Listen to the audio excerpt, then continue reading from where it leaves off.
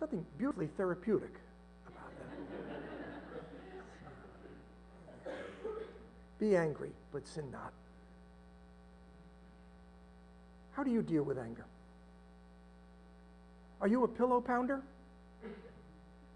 Are you a tree screamer, somebody who walks into the woods and yells at the trees? Are you a sulker? Let me suggest to you a better way to deal with anger. Channel it into concrete action for good. You know, most of the good things that have happened in our society over the years have happened because somebody got angry. You know, people got angry about the evil of slavery, and they finally did something about it and put an end to it. In my lifetime, people got angry about the inequity of segregation and went to work and put an end to it. What makes you angry? Does it make you angry that a child dies every 30 seconds from malaria? Or that 20 to 30,000 children die each day of hunger? Does that make you angry? Well, do something about it. Talk to Linda.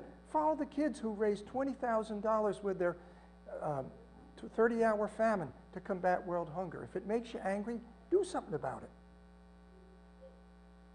Does it make you angry that we are gradually destroying our environment with our wanton and selfish living? Does that make you angry? Does it? Well, do something about it. I got to tell you, it makes me angry every time I walk through this church and find plastic bottles in the waste paper baskets. Because I know if they stay there, they're going to wind up in the landfill where it's going to take hundreds of years to dissolve, and in the process, it's going to pour toxins into the earth and the water table. So I do something about it. I walk around picking up your garbage and pulling those bottles out and put them in the recycling bins. But I must confess to you that I mutter when I do.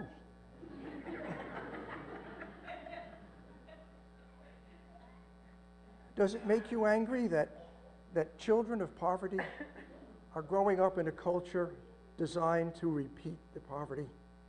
Does that make you angry? Well, do something about it. They need tutors and they need mentors to help break the cycle of poverty. If it makes you angry, do something about it. Be angry, but do not sin. Paul goes on to say, not only be angry but don't sin, but don't let the sun go down on your anger. How many of you, if somebody or something does something that hurts or insults you, how many of you spend the rest of the day thinking about it? Replaying it, thinking about all the things you should have said and all the things you should have, oh boy, I'm glad I'm not the only one. Do you know what that's called? That's called ruminating. Do you know what ruminating does? Ruminating takes a 2-pound insult, and by the end of the day, it makes it into a 20-pound insult. And by the end of the week, it makes it into a 200-pound insult. When I was in college, I had a summer job running an umbrella stand at Jones Beach. I worked a 10 to 11-hour day. I did all of my work the first 2 hours of the day and the last 2 hours of the day. First 2 hours, you know, I sold everything out. Then I just had to sit there until about 4 or 5 o'clock, and I had to call all the umbrellas in. One morning before I went to work, I had an argument with my brother. It was a minor thing, but you know, all I did for 6 or 7 hours as I sat there in that umbrella stand was think about it. And by the time it was time to go home for work, that little offense had been built up to grounds for World War III.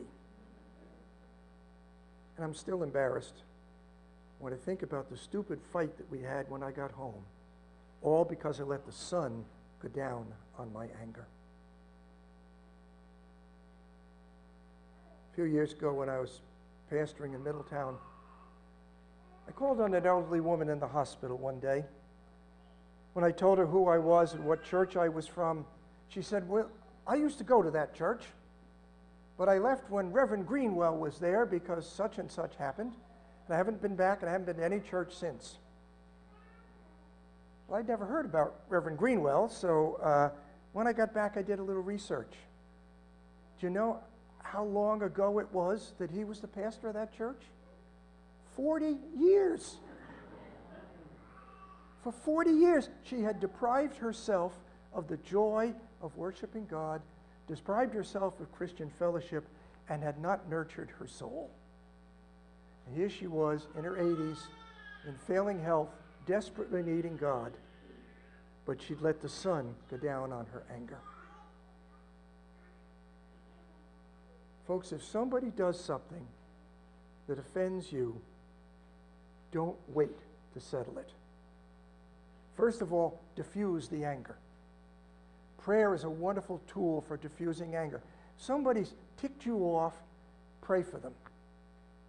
Ask God to bless them and ask God to forgive them.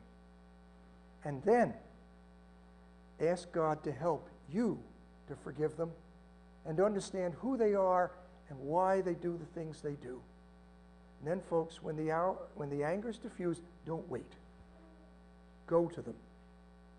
Sit down with them and say, look, I'm sorry for whatever you did.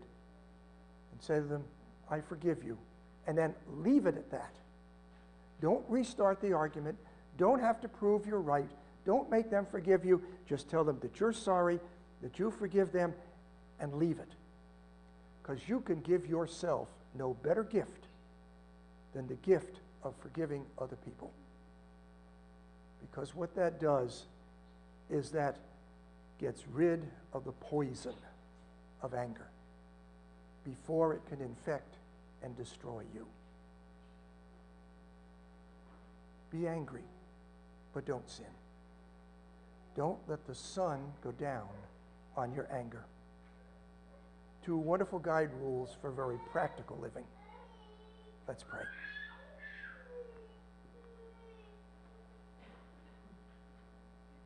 Lord, forgive us when we've held on too long to the things that have offended us. Help us to forgive one another as you forgive us. Teach us, Lord, to use this anger for good and not for evil. Amen.